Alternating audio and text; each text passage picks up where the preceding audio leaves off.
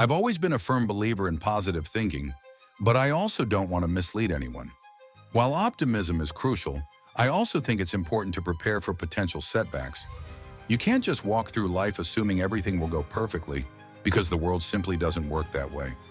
I always encourage people to anticipate challenges so that when they arise, they're ready to face them. For instance, let's say I have a stable job, but deep down, I feel the urge to start my own business. How do I know if I'm truly suited for the entrepreneurial life? That's the ultimate question, probably the hardest one as well. Many people have families to support, a steady paycheck, and a sense of financial security. It might not make them incredibly wealthy, but it provides stability. The most difficult decision in business, in my opinion, is leaving that security behind to pursue entrepreneurship. It's a huge risk. You're gambling with your finances, your family's well-being, even your own health. You need to be absolutely certain that you have what it takes to be an entrepreneur. Can you handle stress? Can you manage the constant stream of problems that will inevitably come your way? Because there will be plenty. The toughest part of business is knowing when to walk away from something and when to dive in. That decision is filled with uncertainty and risk. People often ask me about success. I've thought about it a lot in recent years because I've experienced plenty of it. One of the most critical traits for success is the ability to handle pressure. No matter how successful you become, pressure will always be there. I know plenty of incredibly intelligent people, but some of them just can't cope with stress. Those individuals should probably work for someone else, do well in their careers, and enjoy a stable life. There's absolutely nothing wrong with that. I believe the ability to handle pressure is almost instinctive. You either have it or you don't. A lot of people ask me, how do you handle stress? I always tell them to keep things in perspective. Some people become obsessed with success to the point where they can't think straight. They put themselves under so much pressure that it becomes counterproductive. But the truth is, most things don't matter as much as we think they do. What really matters is your faith, your family, and your health. Everything else is secondary. One of the biggest reasons people settle for mediocrity is laziness. I see it all the time. They get into something, but they're unwilling to go the extra mile. They know their results won't be exceptional, but they settle for good enough because they don't want to put in the effort to make it great. That's a huge mistake. As a parent, I've always instilled discipline in my children. I have 5 kids, 3 of whom are involved in business, partly because of the exposure they gain from The Apprentice. But beyond that, I've always emphasized certain principles. I would constantly remind them, no drugs, no alcohol, no smoking. And I'd make them repeat it every time they left the house.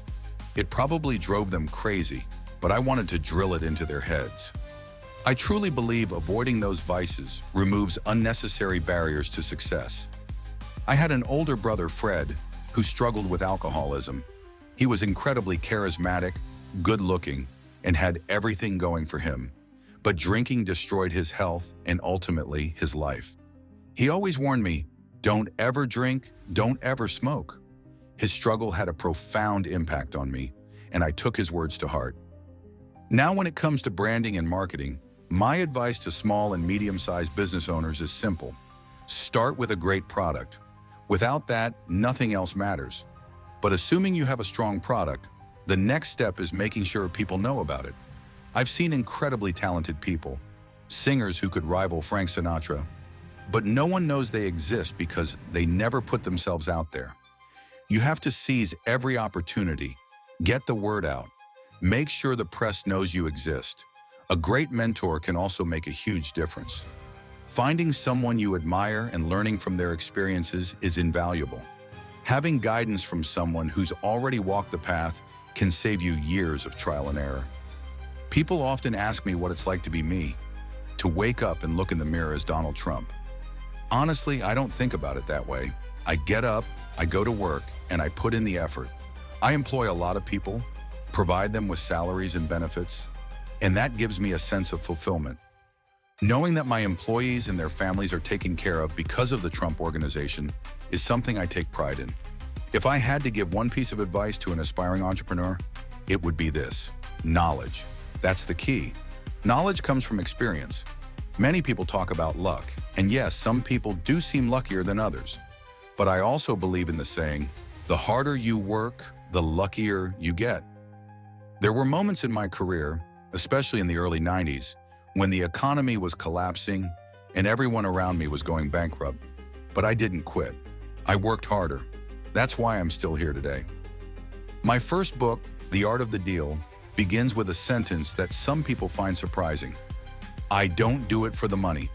And it's true, I do it because I love it. Some days are great, some days are tough, but I genuinely enjoy what I do. The money follows because I'm passionate about my work. If I didn't love it, I wouldn't be successful. For anyone looking to build wealth, my biggest piece of advice is to find something you truly enjoy. If you're only chasing money, it probably won't work. I've advised friends to leave profitable businesses they hated and pursue less lucrative ventures they actually enjoyed. And they ended up being more successful. Sometimes success comes from going against the tide. It's risky, but if you have confidence and the right instincts, it can pay off tremendously. I have a friend who insisted on always flying first class, even when he couldn't afford it. He did it because it made him feel successful, and that mindset helped drive him to actual success. The way you train your mind can make all the difference.